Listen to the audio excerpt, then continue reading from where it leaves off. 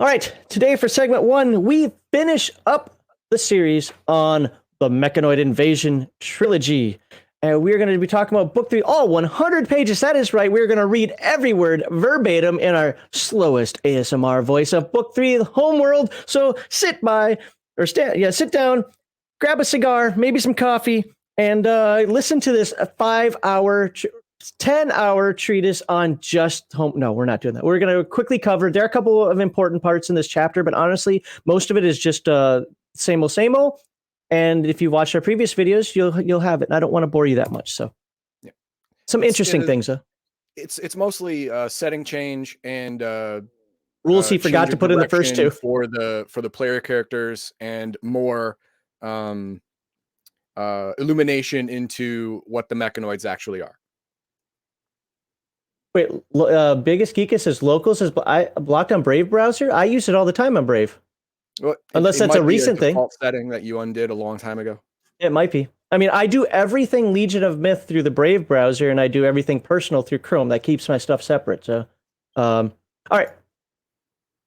We have a 3,000 subscriber giveaway. This might be the last time we even advertise this because we are so close to 3,000 subscribers. Thank you very much to everybody who has subscribed. As you can see, we have 5 hardcover books we are going to give away. 4 of those are going to be open to the public, to United States addresses, so including APO, FPO. One of them is going to be for members only. Dun, dun, dun. So this, we want to, give something to our members. Also, we have 8 to 10 gift cards we are going to give away. One of those will also be members only. The rest will be for everybody, as long as your country allows you to receive the email that says, you can have this. Because apparently some countries say, you can't receive gifts. All right. So that's North Korea. Sorry, North Korea. Actually, there's some European countries, if I understand, like even some places in Kanadistan that aren't allowed to receive gifts. It's weird. But so we're going to be doing that again. The hardcovers are for U.S. residents only. The gift cards are going to be the $25 variety, but we're giving out a bunch of them. And yes, you can enter more than once. I don't care if one person wins 14. All 14. Oh, I guess it'd be 13. Something like that has happened before.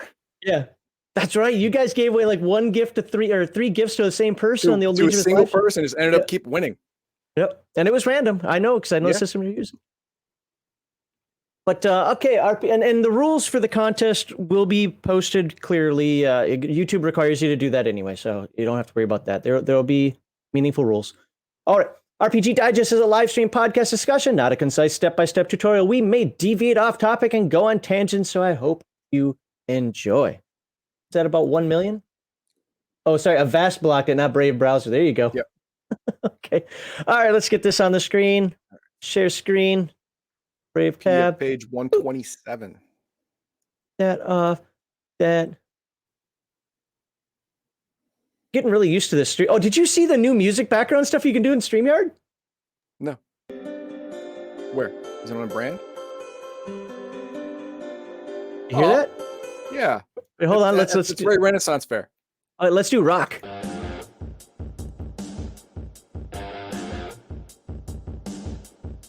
If you're under brand and scroll all the way down. Oh yeah, I see it. Night driving. Oh, Into Space. This is good for Mechanoids, right? Into Space. Let's click on that one. Okay. What the hell? No, I don't like that at all. All right, Heathen Dog. Today in Mechanoids. With all the drugs. All right, we're gonna stop that now. But yeah, I'm getting used to this because I'm doing my 10-minute intros through StreamYard also. So, boom, there we go. And you said page 100? 127. I'm still using the PDF you don't like, but there we go. 128 for me. Homeworld. Let's zoom in on. Actually, what is that? That's like a little drag. Oh, I didn't do this right. You never do it right. I know. Why should I? Look, if people can freaking go to live stream and get 20,000 people watching them eat and talk with their mouth open while giving legal advice, I can sit here and have this on the wrong screen for 30 seconds. Do you have boobs? Nope. Then you can't do that. You have to do everything right. He doesn't have boobs. For you because we're men. He didn't have boobs. All right. Well, if he's eating, he probably does now. Eat on stream, people. If you do, mute yourself. And that's not even a misophonia thing. That's just, I don't want to see what's in your mouth. All right, calm down. All right, let's do the Homeworld. No. Now, in the beginning of the book, you see the first page. This is we're introducing several new things here. As you can probably tell, we have new faces, alien-looking faces here. That's because the human beings from Gideon E, who stowed away on the spaceship, found out there are other rats in the walls, besides the energy vampires who give out magic powers, and they're all in the same boat. So they decided to come together and come together and subscribe. That's what they decided to do. They're all going to subscribe to each other's channels, save their world. Now, if we scroll down, we'll see the you can choose in this version to be 7 different races: human, Borkalian, Nigilian, Jendu, Ostrek, Phi-Warp, and Cybormen. Not Cybermen. No. Cybormen.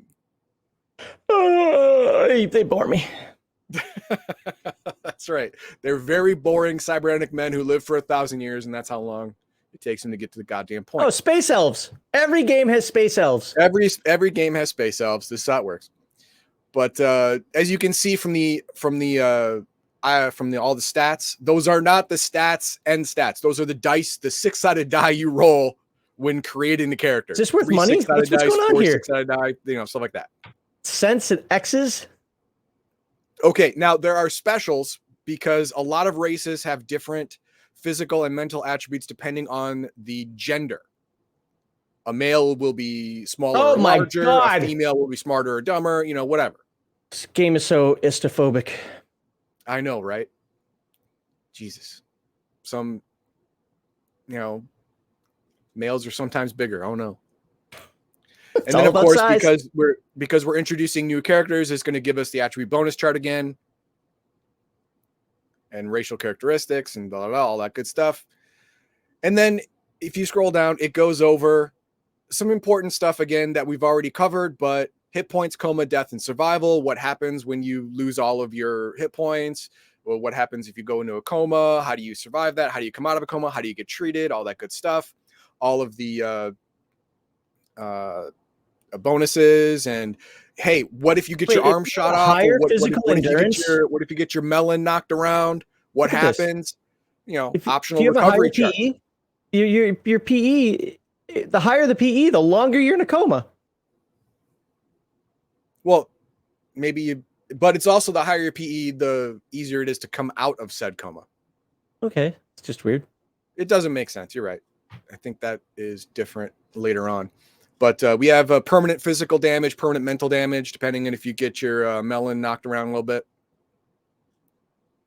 How long? I like the use of stuff like this. I'm not saying this chart is the best one, but I'm a fan of critical charts, and is something that I'm writing into my. Oh, I haven't done it yet, but I'm going to be writing into my game. The problem is that a lot of players over abuse them. Oh, you took 4 points of damage. You lost 7 toes and -2 dex. That's way too much. Yeah, this is supposed to be catastrophic stuff. I mean, if you take half of your health or more in a single hit, then I would roll for this, catastrophic like physical injury. But for normal stuff, come on now. Okay, wait. He said the higher PE is not as the length of the time a character will survive. Oh, okay. It's survive without treatment. Okay. Okay. Yeah, you can be in a coma that much longer without getting properly treated and not just die. Okay, that makes sense. Yeah, well, he put it in the middle of this. It says coma length and then says that, and we're just skimming right now. All right, then it goes over movement and encumbrance, drugs and poisons, magical resistance, some of the armors again, and practical rules for combat and fatigue. All of this was gone over in the first book, but because we're introducing new races, new and possibly new OCCs, they want to kind of gloss over it again just in case. And this one's new: racial and personal hostilities. Mm-hmm. Well, it didn't need it before. Opposite sex, hate them. Religious priests, hate them. Slimy creatures, well, that's just everybody. Yeah, that's just everyone. Hate slavers, I can get with that. Hate warping, well, cute creatures. the BA Baracus of space has a personal hatred of warping. Good job, buddy. Hate mechanoids. No shit, Sherlock. Seriously? Hate mechanoids. Wait, you have to roll for that? You got to roll for that? Why don't everyone just get that? Everyone just has that. Oh, Dumb. man. Personal wealth. At this point, your money doesn't matter. You're living in the walls of somebody else's home. Well, there was a black market, remember? There's a black market inside the walls of that ship. Credits. It's probably some kind of weird barter system, or it would be. Whatever. Anyway, they go over the alignments. Well, now I do want to stop on the alignments for a moment, because the alignments were not presented in the other books. In fact, he made a note of that, I think, in our first read through, where he said, hey, yeah, I guess I just didn't have time or space or something. I don't know why I weren't in book number 1, but they weren't. They didn't come in until book number 3. And I don't think we're going to talk a lot, unless you want to. I don't think we're going to talk a lot about them here, because I'd rather wait until we get into Palladium Fantasy to talk more about the alignments. But one of the things that Heathen Dog and I have said many times is that we think that this is one of the best, if not the best, implementation of an alignment system in any game. And this is the infancy of it. So I would at least like to take a little bit of a look at this. 7. There's only 7. And I think in the modern, there's at least 9. I thought it was still 7, but what's missing? So scrupulous, unprincipled, anarchist. Oh, you're right. That does. Yeah, well, you know what? We will find out when we do Palladium Fantasy. When we do Palladium Fantasy. But the reason we like this so much is because unlike alignment systems in a lot of other games, this gives a lot of wiggle room. You know, it gives you tenets for each defined alignment. As long as you follow these tenets, you're within your alignment. And choosing an evil alignment isn't necessarily bad. It's just you have to role play that now. Mm-hmm. But if you were going to do that anyway, it's only giving you help. For example, principle. This is the Palladium version of lawful good. Yeah. Of lawful good. Yeah. Always keep your word. Never lie. But 1 and 2 basically, you know, not basically the same, but they're connected. Will never kill or attack an unarmed foe. Never harms an innocent. Never tortures for any reason, never kills for pleasure, will always help others, works well in a group, respects authority and self-discipline and honor, and never betrays a friend. This is if you had a paladin in mind, this is you're going to follow all these anyway. Mm-hmm. You know, this is nothing new.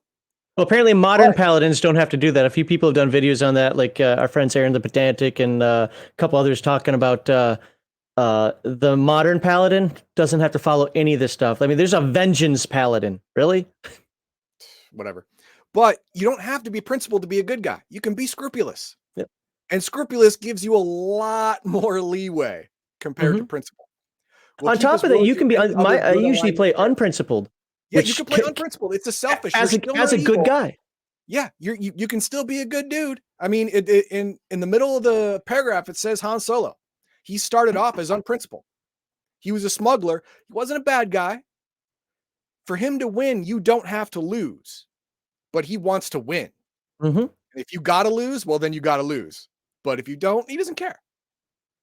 He's not out to get you. He's out for himself. Him and his are more important than everyone else. I want to focus on number 3 here. Selfish. Number 3, will lie and cheat only to anarchists and evil alignments. This doesn't mean you have to do an alignment check on somebody. If somebody you perceive is evil or crazy or just trying to burn everything down, you can lie and cheat. Yeah. If the game master says, "Oh, nope, he was a good guy," you broke your alignment. No, he was acting like a prick, so I treated him like a prick. I mean, you can't fault someone for that. And that's the cool part of this alignment system, is that it's not the absolute. It is what your character perceives by the information given. So I think it's important. Sorry. Yeah, it seemed like Aberrant's an important one that we should talk about, because it's so different from your normal alignment system. And I think somebody put Violence Sells Everything put that into chat as well. And I pronounce it aberrant. It's aberrant, whatever. Okay, doesn't matter. The cliche "there's no honor among thieves" is false when dealing with the aberrant character. These people have their own personal code of ethics, although certainly twisted by the standards of good. This is the person who is driven to attain his goals through force, power, and intimidation. He expects loyalty from his minions and will always keep his end of a bargain. Disloyalty and treachery are punishable by quick and merciful death. Oh, that's nice. Merciful death. He will define his terms and live by them, whether you like it or not. He is apart from the norm. So this is what lawful evil should be. Yeah. This is what lawful evil should be, but never truly is. In any it doesn't say it here, but in one of the future editions of one of these games that I've been looking at, it actually says aberrants hate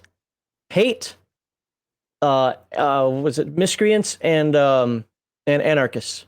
Yeah. Even though they're of the same alignment, cannot stand them because they don't have word, or maybe it's diabolic. I don't know, but because they don't keep their word, they don't act with any sort of honor. They're just crazy for the sake of being crazy, and the aberrant doesn't like that. Nope. Never betrays a friend. But guess how many friends this person has? Maybe one. Yeah. Maybe. You don't get a whole lot of friends. You if you're lucky, you get worshipers, but you don't get a whole lot of friends being the bad guy. Respects honor and self-discipline. Never betray. Would not resort to inhumane treatment of prisoners. Torture is a distasteful method of extracting information, but a necessary evil. Never torture for pleasure. Torture if necessary. So basically, the CIA is aberrant. It's a necessary evil. Yeah. Sin eaters, basically. But there you go. Yeah. And so it gives you these tenets. As long as you don't break them, then you're fine. And if you're worried about giving your word or lying, just don't give your word or shut up.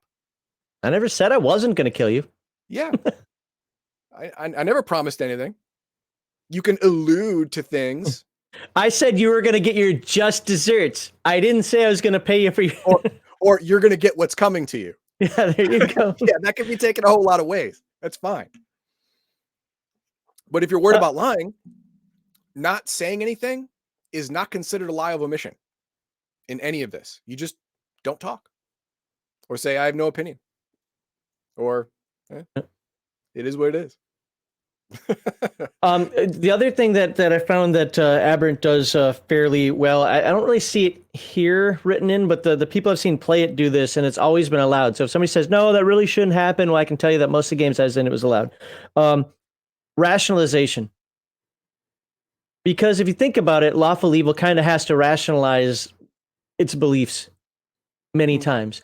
And so, whether it's, well, I didn't say that was going to happen, but even some of the things that, well, it wasn't a lie because, in this facet, I believe blah, blah, blah. It's like, I believe communism is good because I'm an idiot.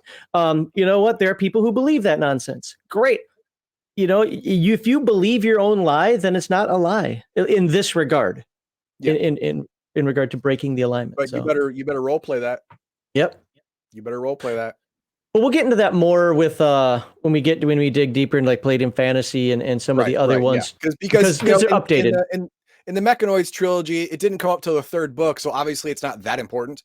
So it'll be much more fleshed out in Palladium Fantasy. We'll get into it then, and then it goes into insanities. You got random insanities and 3 classes: organically caused, environmentally caused, or a mixture of the two. This is organically caused. Organically caused is you got yourself a brain injury. I got me TBI, or whatever. And environmentally caused is you were gassed, or someone put a nail in your brain. Yeah. So you are on a spaceship at this point. You were exposed to vacuum for a little while. You got a little troubles. You got a little air bubble. Got a little air bubble in there, and something happened. And this is your role to see what happened. Neuroses. There are also cures.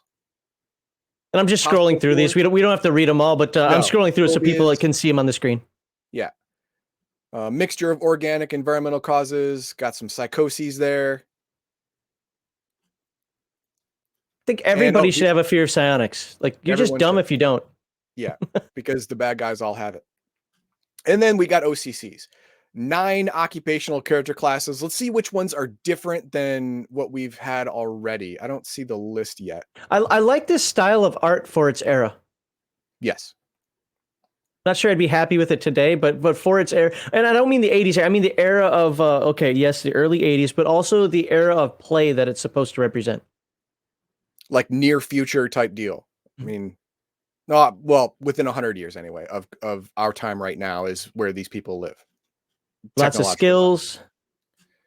Yeah, it does skills first. Oh, the book always, the Palladium books, that's what I don't like. They do skills first. I don't. Here we go. Okay.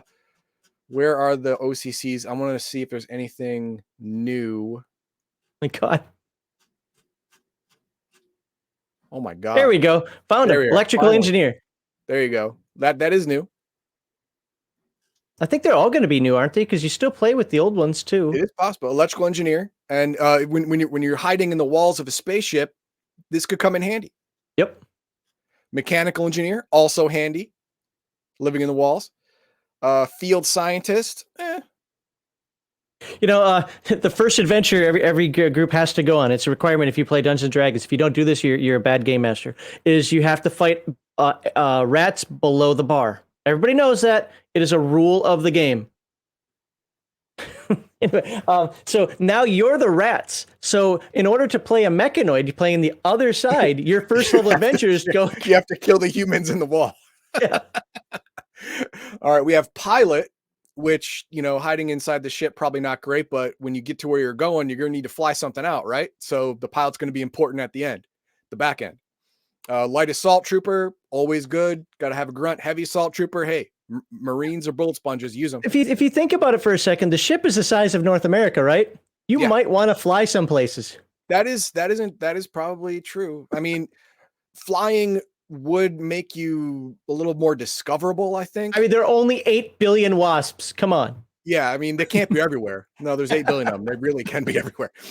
Scavenger, that'd be important. Scavenger seeker, also important. Okay, yeah. So a lot of these are important when living inside a future spaceship in the walls. A lot of these would come in handy. The only one I'm iffy about is the field scientist, but I'm sure he has a niche that he plugs into. Let's take a look at these for a moment, because there's something that Palladium does throughout its game systems. You can argue, well, the ones that don't actually have OCCs, like Heroes Unlimited, might not be the same, but and you know this from Rifts for sure. Where it's okay, you've got, why would I play this? This doesn't have any pew pew. You know, okay, I'm going to play an assault trooper because, you know, I need to shoot things. I mean, we're trying to survive here. But when you look at how Palladium puts its OCCs, occupational character classes, together, it's like Heathen Dog was saying, there's only one in here that he's iffy about. Because everyone else has a definite daily, you know, helpful skill. The electrical and mechanical engineers, they're the guys who are going to fix everything. Armor, the Marine's armor gets shot. Is he just going to buff that out? No, man.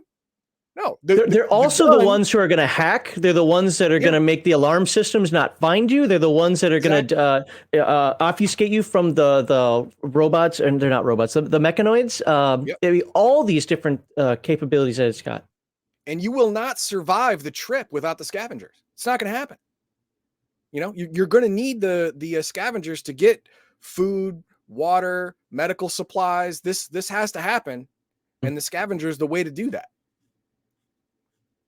So everyone here has a part to play. Palladium games exemplify the idea of a diverse party. The only other game that it seems like a diverse party is all but a necessity that I've played is Earth Dawn. Fair. Yep. Yeah. And any Palladium game and in first and second edition Earth Dawn, at least, a diverse party is necessary to increase everyone's survivability and to increase the enjoyment of the game overall. I think Shadowrun has that baked into it as well, but it's with a strong caveat. Yeah. If the enemy has a mage, you had better have a major set. And I'm talking early editions of Shadowrun. I don't care about the fourth, fifth, sixth edition. Can suck a whatever. But first and second edition Shadowrun, if your party has a mage, or sorry, if the enemy has a mage and you don't, you lose. Unless your party has surprise and a sniper. Yeah, right. Exactly. Then you're okay, because then they won't have a mage. But even that, like I said, is caveated, because you also can sit here and say, well, like I know you have heartburn with the rigger and the decker. I don't have as much problem with the rigger, but with the rigger and the decker, it almost has the opposite feel with those. Like you don't want a diverse party, but I did want to put that out there about Shadowrun for whatever reason. Let's go on. And it goes off into optional character classes now: the assassin, the slaver. I mean, modern sensibilities. You can play a slaver. I want everybody to know this. You can play a slaver. Not only do they not take slavery out of the game, you can actually be one. Yeah. And it makes perfect sense for the setting. You have all these different races, all of them trying to clamor for resources that are scarce. Because right maybe here, mechanoid bio food bullshit, whatever they eat is not compatible with all species. And sometimes some people gotta be let go, and the slaver is the one to help you do that. I back in 1981. Yes, I was just joking about the fact that there's a slaver OCC, but I highlight this. They are generally thought to be the scum of the universe. See, we didn't promote it back in the day, like, oh yeah, slavery's great. It should be everywhere. No, we understood it as a historical construct of the world, and how in a situation like this, when you have Daleks leading the universe, they're going to have some slaves. Yeah. But they are generally thought to be the scum of the universe. And you can almost even just take out the word generally. They are thought to be the scum of the universe. Yeah, but it is an OCC because it has value in the situation. Yes. Sometimes you put up with, in order to survive. Let's just put it that way, to survive. Yep. And then it goes on to talk about applied aptitude specialties. What are those? Each OCC has at least one of the 6 applied aptitude specialties. The AAS, indicates an intuitive and trained understanding of a particular area of scientific study. And you get to choose one or roll. I don't know if interesting. All right. I don't remember seeing that in any other Palladium game unless. No, okay. This is new. That's why I'm reading it. This means a character with a given AAS may use that knowledge to modify, alter, and improve upon existing technology with his or her AAS area of knowledge. These are armor, energy storage, sensory equipment, vehicles, weapons, theoretical knowledge. This is special, and the reason why I think it's only here and it wasn't reprinted in any later edition that I know of is because in this situation, hiding aboard the Mechanoid ship, you are the rat in the wall. You are a scavenger. You got to get what you can get, modify it for your purpose to survive. And these specialized skills help you take technology that normally would be literally alien to you, because mechanoid technology is an alien technology, repurpose it to make it to something useful to survive to the end of this trip. Let's look at these percentages aren't great. No, they're not great. Nightmare. Nightmare. That's this isn't an adventure, is it? It's an adventure. I don't want to show it. Nope. Okay. I don't want to read all this. I was looking at this the other day. The Mechanoid stuff. Yeah, this explains the backstory of the Mechanoids. If you want to go over that, we can go over that. I want to go over it quickly, but when I was skimming through this, I found a couple paragraphs that I thought were great, but of course, in my genius here, I didn't write it down which paragraphs. You know what? No, because I just don't want to read the entire thing. You know the overview better than anybody, so if you want to go through it in generalities, this one go ahead. Is slightly different, and it's retconned a little bit when they get into Rift's Sourcebook 2 Mechanoids. Okay, gotcha. This one, in the beginning, it starts off for over 100,000 years, the Mechanoids ruled their galaxy and the 6 neighboring galaxies. Many were their achievements, yet with each passing eon, the seeds of madness grew within them, breeding hatred, fear, and destruction.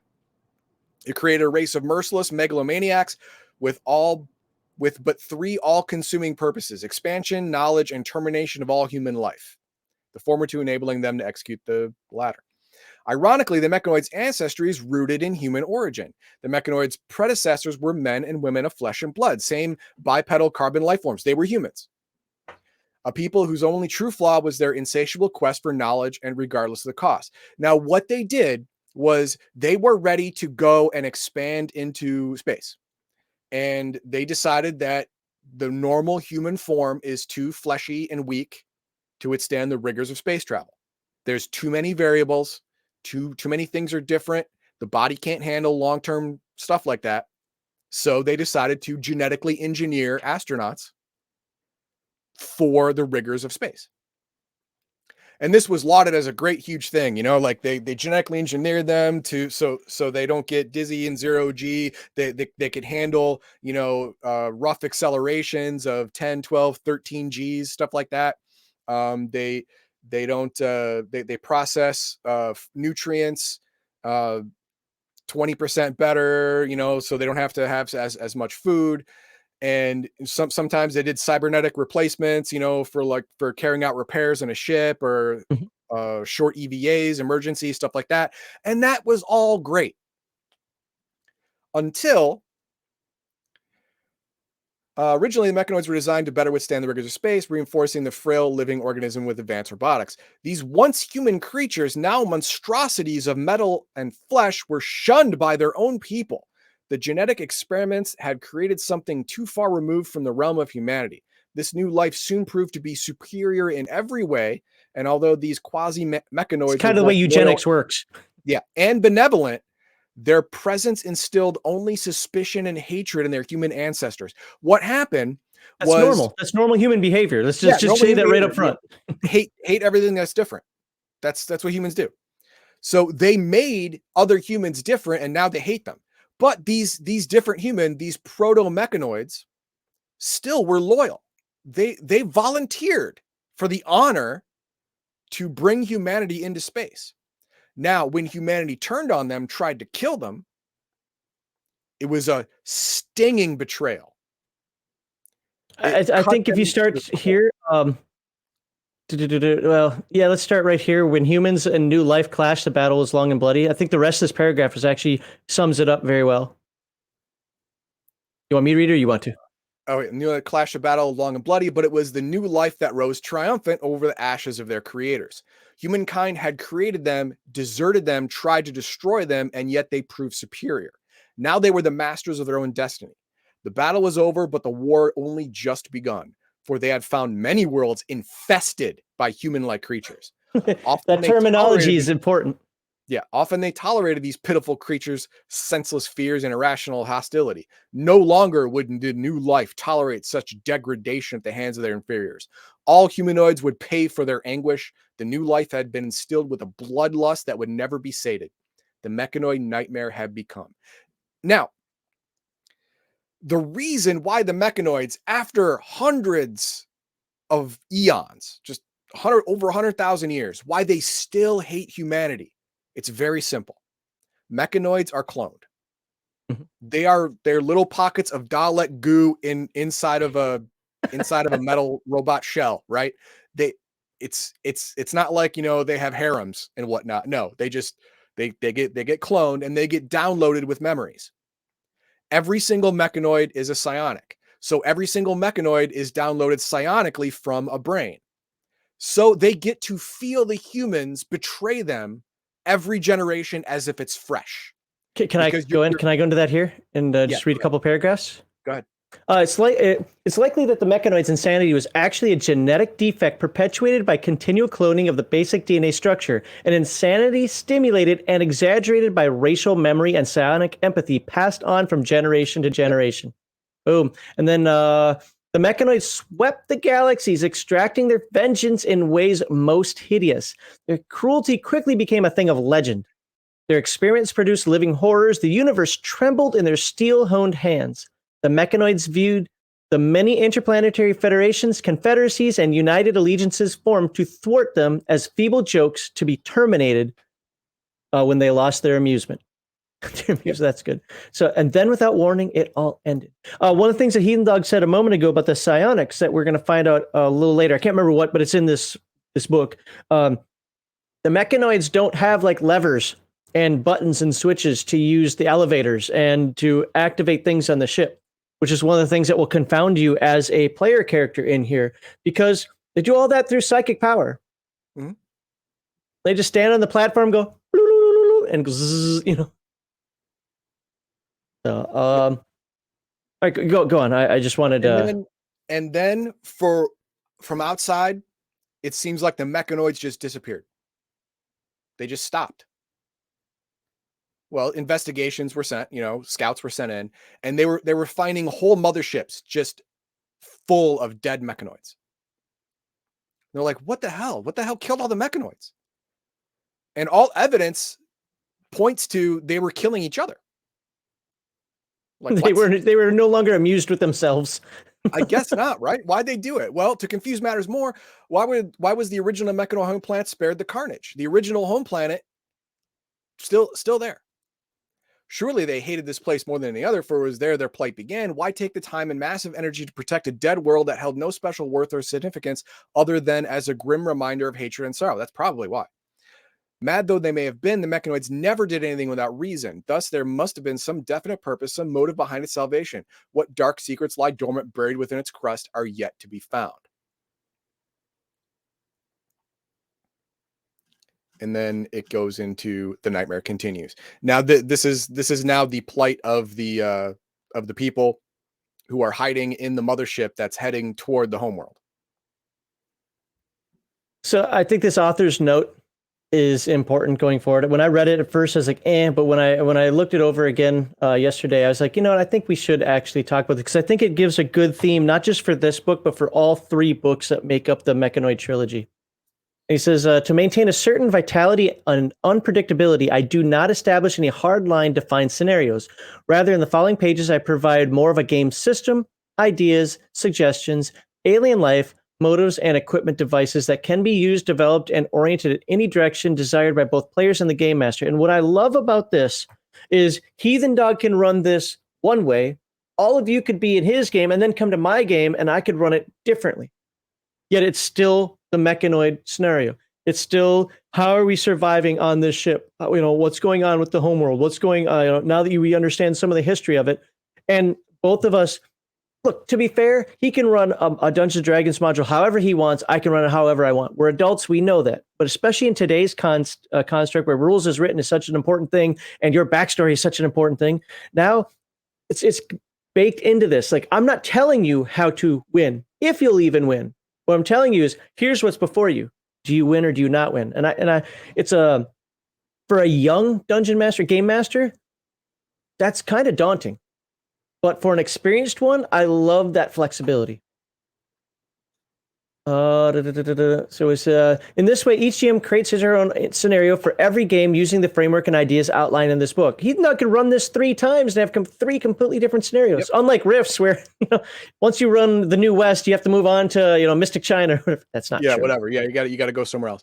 But in the original trilogy that we're doing right now, it doesn't say why the mechanoids went all but extinct, why they were fighting each other, why'd they go. It doesn't say. In the Rifts source book 2, Mechanoids, it explains that, but here it does not. Now, I don't know if you want me to say what it ends up being, because I suppose it's not important. Well, in case it is what the answer is in this book, I think that's something that people should play through. I'm hoping, well, to be fair, these videos aren't getting a lot of views compared to everything else, but I'm hoping the people who do watch this look at it and be like, you know what? I bypassed the Mechanoid trilogy before, or I didn't know how I wanted to deal with this in the past. Let's take a look at it again. Look, you might not like every OCC in here. You might not like how this is, it was written in pamphlet form, masquerading as a game. But there's a lot to take from this. There's a lot that you can use from this in whatever game system you're doing. And I would love it if somebody did say, hey, my favorite scenario would be, hey, I watched your videos. I picked this up with my friends. And for the last 3 months, we've been running the Mechanoids, having a great time with it. We're on our 30th characters, it is a pretty deadly game. Indigo Dragon. the Mechanoids exist now, or are they just boogeymen? They always exist. Here's the problem. For 100,000 years, they conquered 7 galaxies. There is no scenario to kill every single Mechanoid. There isn't. If you're spread out over 7 galaxies, your race will survive anything. Yeah, consider how many trillions of stars that is. Yeah, it's impossible to kill all the Mechanoids. It's impossible to get them all. You can't. They're cockroaches in, there are millions of cockroaches in New York City. You're never going to get them all. It's the same thing. So yes, your game can have Mechanoids in it, and it's perfectly fine.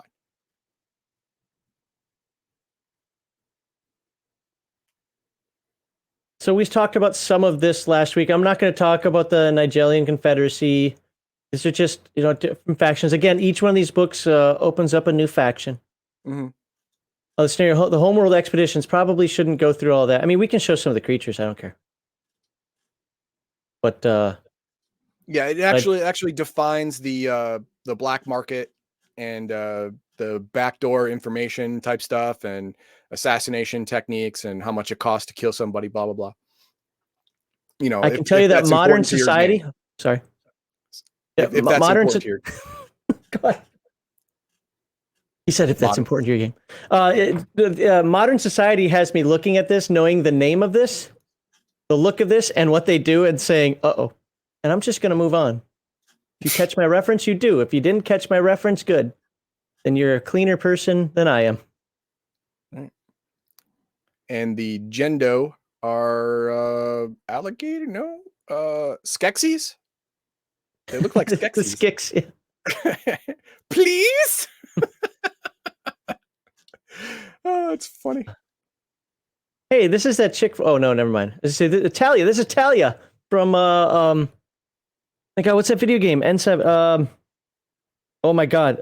Mass Effect. There we go. Jeez. Mm-hmm. They're not pretty. Oh, Cybormen. Cybormen. Yeah. Once an intelligent humanoid race of mammals. Oh. Oh, okay. Subject to genetic mutation. Yep. Do I get to see the creature inside?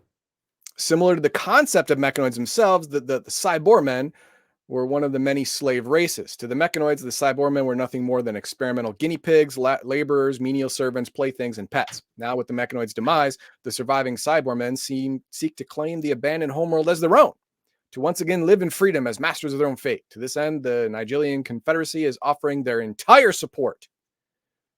All right. And they look like Mechanoids because, number one, the Mechanoids built them, and that's the technology they're based on. So they're going to have a Mechanoid look and feel about them, which is fine. But they are not the same. Of course, someone who's lived under Mechanoid rule and sees this would probably just shoot before asking questions. You look like a brute. Kill it. Yeah, okay, I get it. Well, it's like the Mutant series with, Mutant Year Zero, Mutant Gen Lab Alpha, Mutant Mechatron. It's funny because the Gen Lab Alpha crew, they're being controlled by robots. You get somebody from Mechatron that's a robot that had, the dome attacked by mutant monsters and so forth, and they meet each other, and it's like, you see animal dude, you see a robot. Hey, robot, you see one of those beasties that was attacking your dome. Ah! It's just that natural inclination, like, nope, that's evil, gotta kill it. Right. Now, if we go to the page 163, this is the only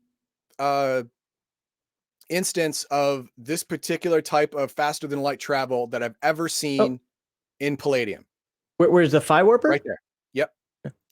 Now, they go over several types of FTL in Phase World. There's the phase jump drive, the gravimetric drive, and the magical drive. I forget what it's called. Something like that. The magical drive?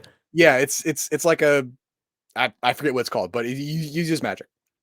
Now, the Mechanoids have their own far superior FTL system.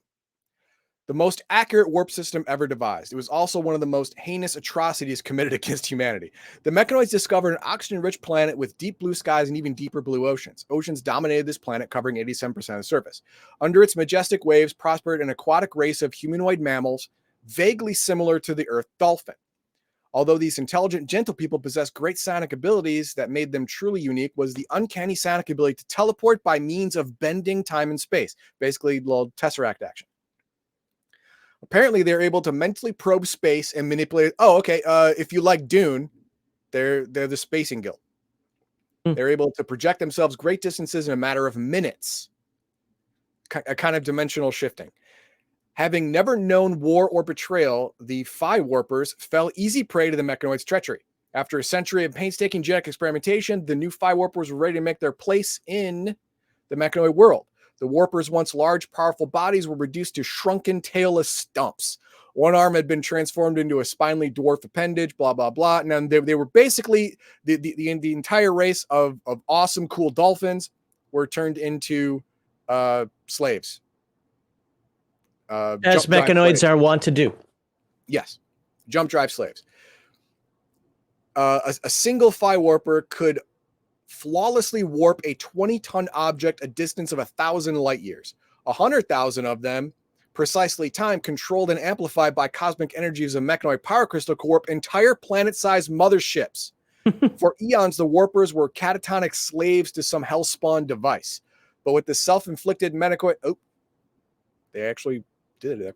They have at last been granted freedom. Possessed of remarkable psionics and mental endurance, the amazing 61% of all Phi Warpers were able to adapt to their new environment with little or no lasting psychological trauma. But by the way, this is fake news. Yeah, fake news. Exactly right. Yeah. So this is the only super long distance FTL that is completely accurate and all but instantaneous. All the other the Rift drive. That's what it is. That's the magical one where the Rift drive. Now it's instantaneous, but the targeting is super crappy. You could end up if you roll badly, you could end up on the wrong side of the galaxy. When I was researching stuff for my game, I looked at that and I'm like, I don't know if I want to use those rules. I didn't remember that was called the Rift drive, but I saw like what those failed rolls would do. That puts you like, two star systems away. You're talking like 20 light years. Whoops, I missed. Oops, my bad. And all the other ones, while they're more accurate, they take a lot more time. This is both accurate and all but instantaneous. Minutes instead of days or weeks to go 1,000 light years compared to all the other FTL devices. Wow, so 10 light years is 100 ISP. Wow. It's a lot, but they had a lot of them. They were just cloning them, right? Oh, yeah, no, I get that, but 100 isn't actually all that much, if I remember correctly. Well, it is for a starting character, but if you have apparently these guys can work in groups. Yeah. So, I don't know. Unsuccessful warp. Each time a Phi Warper uses his ability to travel great distance, there's a certain degree of risk. The severity rolling under the risk factor indicates where's the risk factor. Here it is. Duration of travel. Anything a minute or under. No, anything 29 minutes or under is 0% risk factor. And let's see.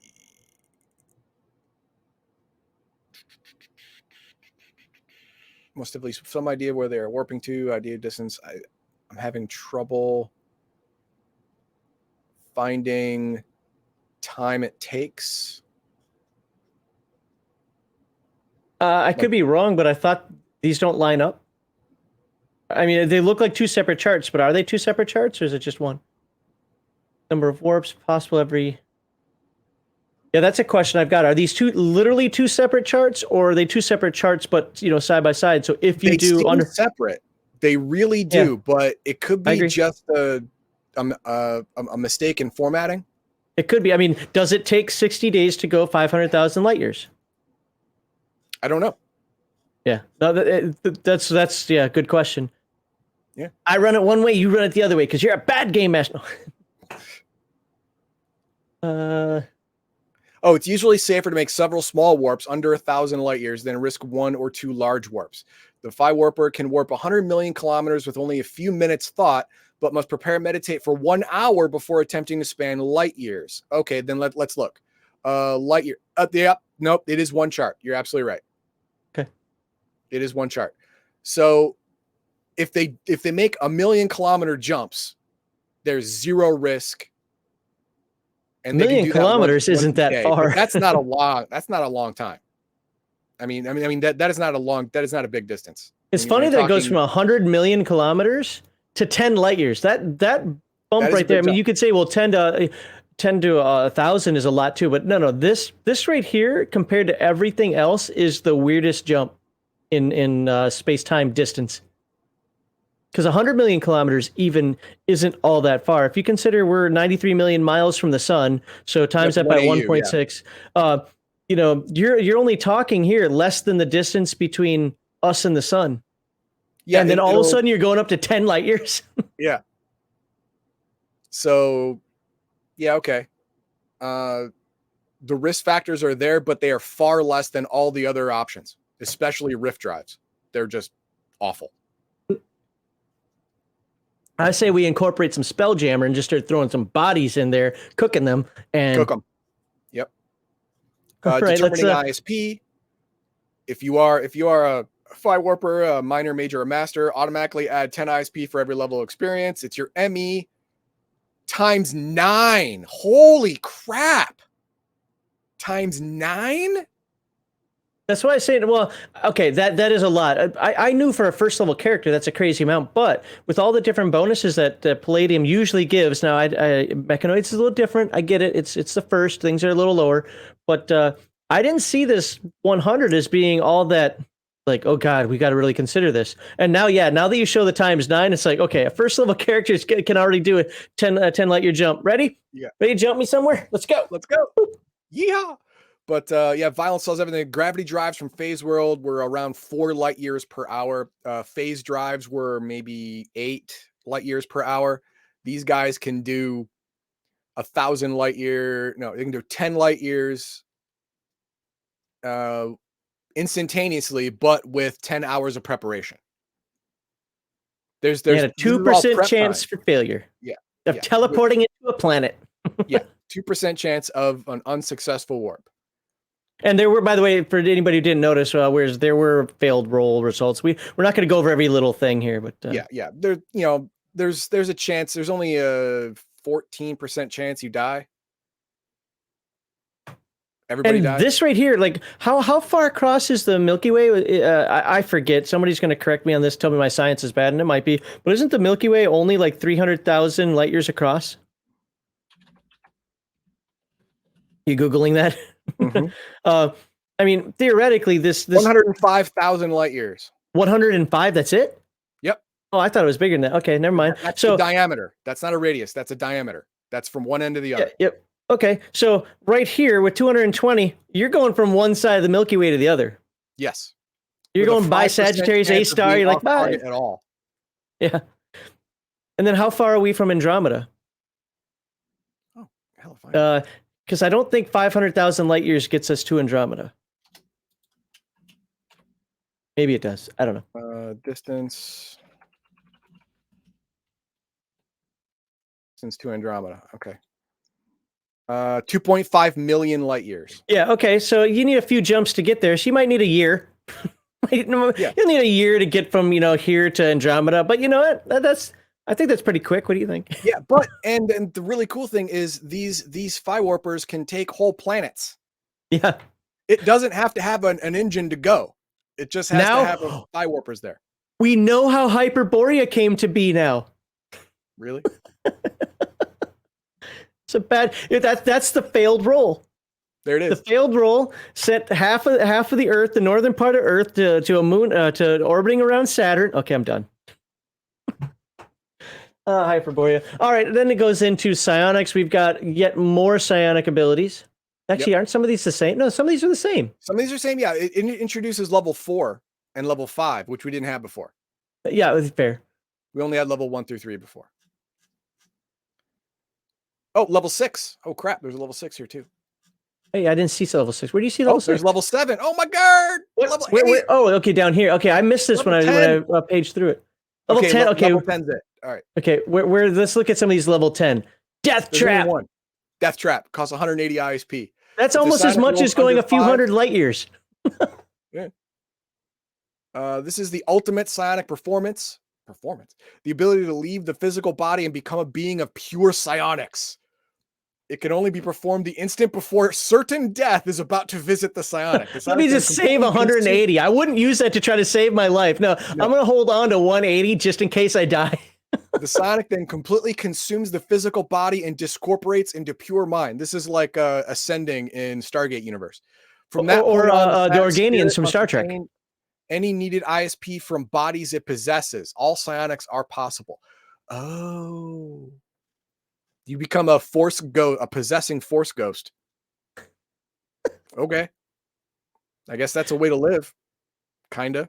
We might want to redefine live, but yeah, but this is like instant death. This is not something I can heal from. This is not something I can protect myself from. This is a planet crashing another planet, and I'm on one of those planets, and I'm gonna die. Might as well turn to energy, right? Fuck it. Oh, we're not a good science class for everybody. Oh, that's too bad. I'm heartbroken. And we have spaceships. Yay. I mean, we had spaceships before. But we haven't written down now. But we had a few in the last book, didn't we? No. I think we're gonna have a lot more variety. This is the Nigelians. They have the streamlined 1950 spacecraft. Look at that. Super chrome, the Nabooian shuttles. yeah. Even the friggin' cargo. Look at this. Look. Yeah. Freighters, battle cruiser. They all have the same rounded, no sharp edges anywhere. Apparently, it's all safe space here. Well, yeah, you don't want to hurt yourself. Run into a corner. All these ships have no corners. It's all feng shui. It's to get that energy to, Yeah. This is stark contrast with a lot of the Earth ships that you see in video games and movies and TV shows, where they're all very utilitarian and very harsh and sharp edges and lots of pokey things coming out of them. More of your Potang. I want the Potang warp drive.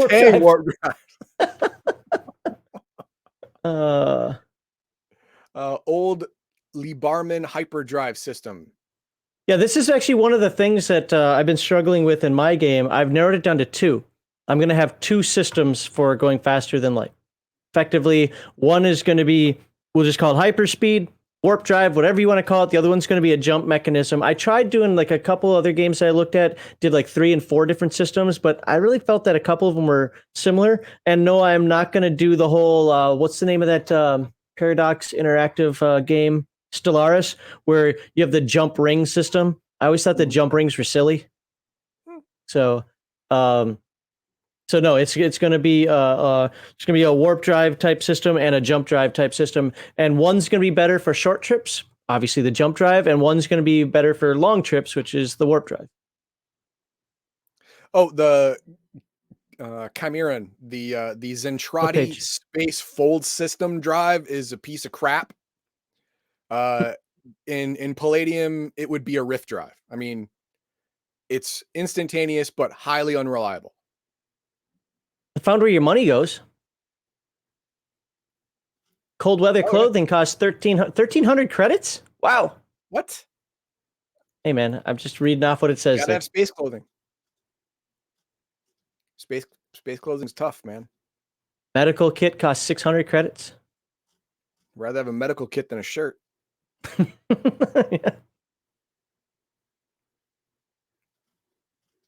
There's weapons. 9mm pistol. Okay. Yeah, some of these we saw before, like this one we saw last week. But then we have the new ones with the Borrelian laser pistols and the Potang IB-20 ion blaster, stun guns. Isn't this just a colored in version of the buggy from the other book? It seems like. I think it is. I'm not arguing. Remember, he did this on not even a shoestring budget. Yep. He did this on, this, raking leaves to get enough to to create his book. So, all right, Game Master section. We are not going to show a lot of that, and we'll show some of it. Yeah, Reason the Game being Master section it goes over other possible monsters or enemies, installation sites. It's probably going to be a mechanoid base somewhere in here. Yeah, I'm scared to scroll down because I don't want to show the secret stuff off. And like this right here doesn't bother me, but like yeah, I don't want to show all that. Yeah, it comes back with shows you the diggers again and the wasps, the runners. It's rehashing all that. I'm looking for something new. The mechanoid base, we already saw the spider fortress. Yeah, Chimerian, I don't like that. So, I mean, I'm not saying it's bad sci-fi or anything like that. I'm just saying I don't like it. It seems silly to me. It's just I mean, maybe if you could capture a wormhole, kind of like Deep Space Nine did, and then put a ring around that to stabilize it more for some science, I could get with it more. But just like a random, hey, we got this circle here, a circle of metal and batteries, and somehow that lets you fly through it and go to. I mean, even the Expanse. Now you could say, well, the Expanse was all done by aliens. Sure, I'm not saying it's not a legit science fiction trope. Stargate did the same thing. I mean, with the Stargate, exactly. the ring and system. I love Stargate. Yeah. I'm just saying, like, for what I'm trying to present in my game, I don't want jump gates. Although my one caveat to that is every time I keep thinking about it, I'm like, but that's such a great place to have an adventure because where do wars start? By trying to control jump gates. Yeah. Yeah. I mean, they actually did that in the Babylon 5 universe, where jump gates were so important to even the winning race that everyone who used jump gate technology signed basically a pact with all the other races that use jump gate technology that jump gates would not be targeted for any reason whatsoever. They stole that from BattleTech. Probably true. Yes, but I'm kidding.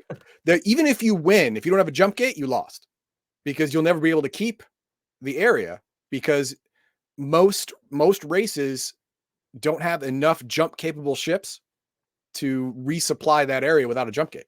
So you're never going to keep it. So even if you win, you lost if you destroyed the gate. Again, for everybody loves to. I'm just talking in generalizations. I'm not trying to be specific between series or exactly the technology behind it. I'm just saying the whole idea of flying through a ring to me and having half of you being here and then you're dissolving and you form somewhere else just doesn't do it for me. Like I don't even, to be fair, I don't even really like the wormhole idea either. But I know that they're good science fiction story tropes. I'm not complaining about them. Like, oh God, any book that does this is bad. No. Not saying that at all. But for my purposes, two technologies: jumping for short distances.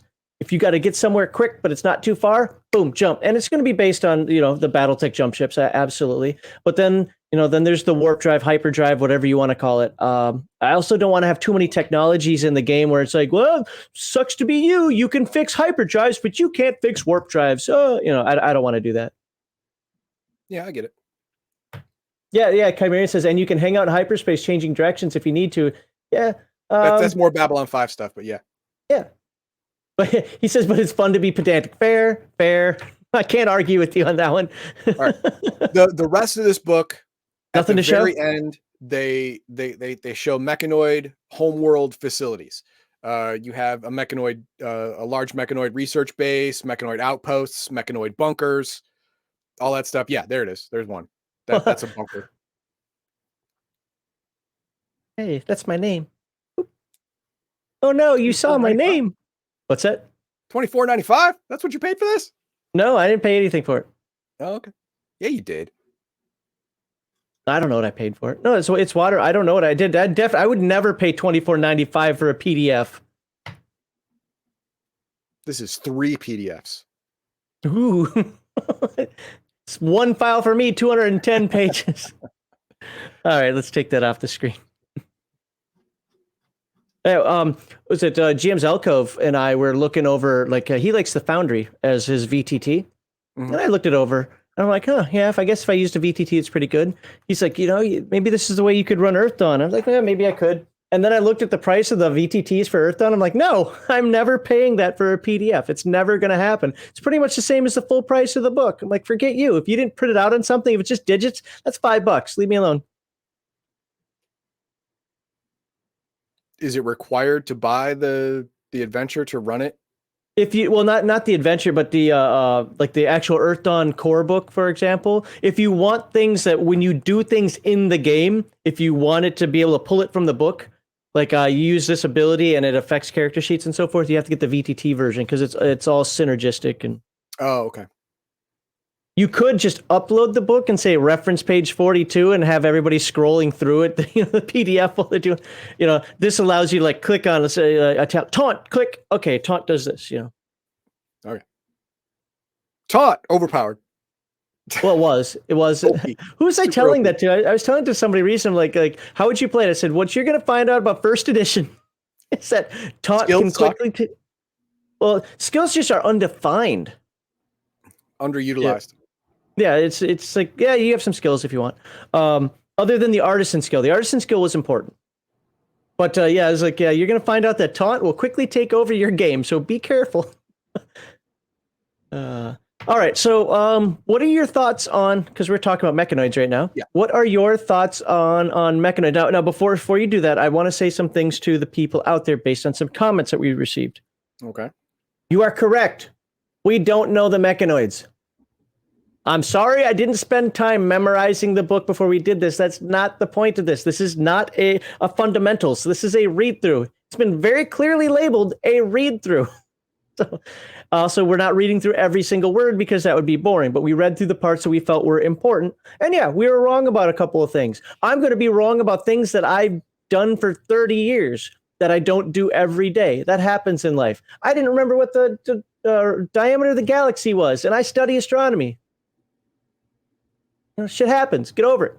So yeah, we're not perfect. If you're perfect and we're not, we'll make your own damn video and then link it to us and we'll watch it. There it is. and we'll critique you. But no, I enjoyed going through this, but I'm gonna let you go first on that. All right. I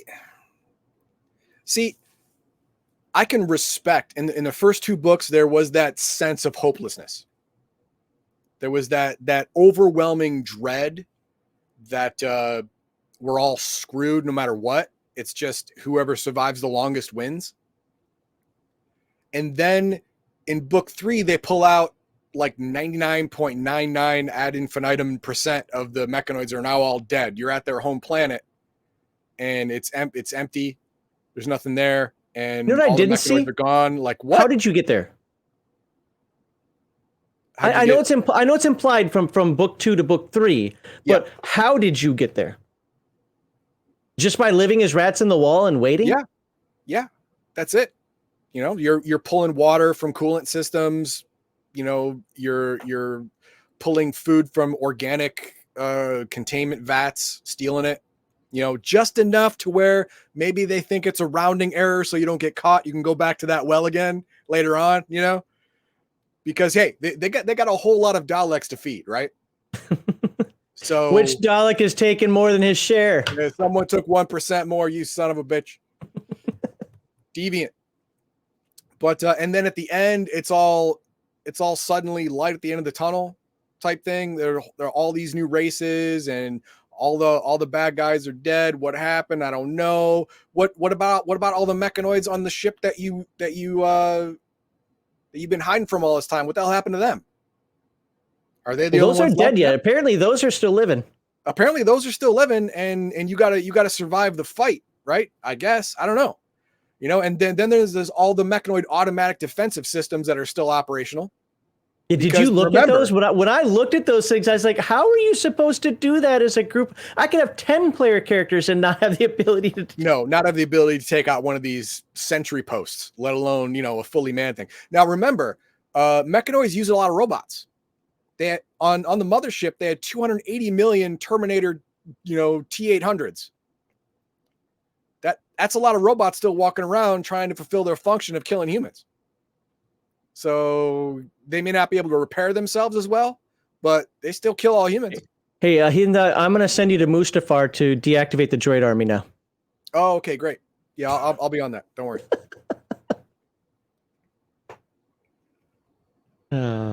It seemed like a fast transition between book 2 and 3. Yes, I agree. Maybe it was just because the way we read it. That's entirely possible. But it seems like book 3 was rushed. We rushed to a finish line. Book 2 was incomplete. Yeah, moved too quickly to the finish line. Because book 1 didn't bother me at all.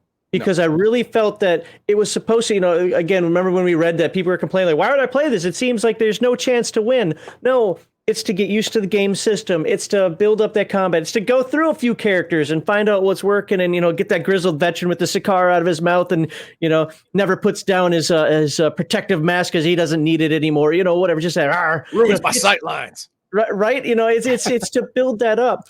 Book 2 is where now the meat starts. Now we've got an objective. We've got this not just survival, like please don't kill me, but survival as in there might be some sort of hope, and then we're there, and it's just big. Like, okay, yeah. So, and when I did read through the Game Master or skim through the Game Master section, and he's absolutely right. And I'm totally for the concept of, hey, I'm not going to give you the direction to go. I'm just going to tell you what's there. You figure it out. But I know me as a Game Master, I like to use the actual power of the enemy. If it's got an ability, I want to use it. I'm not the guy that says, well, dragons can do this, but I won't do that to the player characters. No. If the dragon can breathe chlorine gas on you, guess what? You better bring a gas mask because I'm going to do it. And when I saw the power of those bases, I'm like, how do you break into that? It's like the only thing I could think of was so OP. Right. Take that North America sized ship and just boom, do the Star Destroyer thing to the Death Star. Well, no, all you got to do, you don't even have to do that. To destroy a planet, this is all you have to do. Land the mothership very gently on any planet. The planet dies. Oh, yeah, actually, you're right. Yeah, the planet dies. I mean, all of the seismic and volcanic activity that's going to happen because you landed trillions of tons on a landmass, the planet cracks and dies. You just gave a planet God damn it, a Van Allen belt, magnetic. Why can't I think? That's because I'm on stream. Radiation belt. Well, the Van Allen isn't radiation. It's our magnetic sphere. Jesus Christ! Learn words. I can't. Somebody will type in a chat and call me dumb. It's the crap that stops radiation from mashing into the Earth. Yeah. It's a Van Allen belt. I know that. I can't think. I can even picture the little lines going from the North Pole to the South Pole. Like, what the hell? Yes. God. So Crafty. I don't care either way. I actually like the Rams, so I don't care who wins. But yeah. But yeah, he wrote it to where there was no way to stop the Mechanoids, and then he wrote a MacGuffin at the very end, where all Mechanoids just cease to exist, basically. Well, I think that's. Is that a MacGuffin? I thought a MacGuffin was something you had to get. I think that's more of a Deus Ex Machina. Okay, yeah, very, very well. But again, not trying to be pedantic myself here. It's just I would have preferred a MacGuffin. Like, oh, if I get this thing, I can press this giant red button to destroy all Mechanoids. Okay, somebody's already pushed it. Oh, dang it! Oh well, yeah. So you didn't actually beat them. You just survived the storm, basically. Yeah, and yeah, I wouldn't say it's a letdown, but no, I agree with Heathen Dog 100%. Anticlimactic feeling. Yeah. Go Sports. All right. But all in all, I wouldn't have done it that way. What I would have done is when the mothership finished the jump and got into orbit of the original Homeworld, they would jump into the Mechanoid Civil War. Sure. Yeah. There you go. I would do that. Of course, you could still do that. Yes. You could do that because there are no definitive scenarios in book 3, so you could actually do that. So, but there you go. I'm going to say though, that as yes, there were other games other than Dungeons and Dragons at this time. I'm not saying the exact words that are going to come out of my mouth. I'm generalizing for all you little hate watchers out there. But when you compare this to like D&D, to get away from that D&D framework, and considering the money that he had to put this all together, his concept being somewhat unique, because I don't even know if people in Traveler were doing stuff like this at this point. Yes, Traveler had already been a thing for many years, at this point. As a first jump in, when you don't have the Amazons for self-publishing and you don't have the internet, you're using microfiche to try to figure out what books you want to read to get ideas from. I like this. I couldn't do it today. It does need to be rewritten, not reimagined, rewritten from the ground up, from zero to hero. Ground up needs to be completely torn up and just started over again, but with all of the same construct, which means to me that Kevin has to do it. Nobody else can pick it up. He has to use his own noggin to do it, and I think he is, because he's got like a pre-order of some Mechanoids thing on the Palladium site. But with that in mind, just redo this as kind of like a redo of what you wanted. I think it'd be great. Because to me, I feel like this is what Splicers wanted to kind of do, but Splicers was just freaking weird, man. I sorry, but Splicers is not a good game. Well, it's not a same game, but it's not a good setting. It's not a good setting. No, not at all. The energy aliens are weird enough. Yeah, themselves. I mean, if you touch metal, it takes over. Like, okay, it's a neat trope, but how far do you take that? Well, I took it to the nth degree. So everything is just, I don't know, it's just goofy and Splicers. If you like Splicers, sorry, I don't.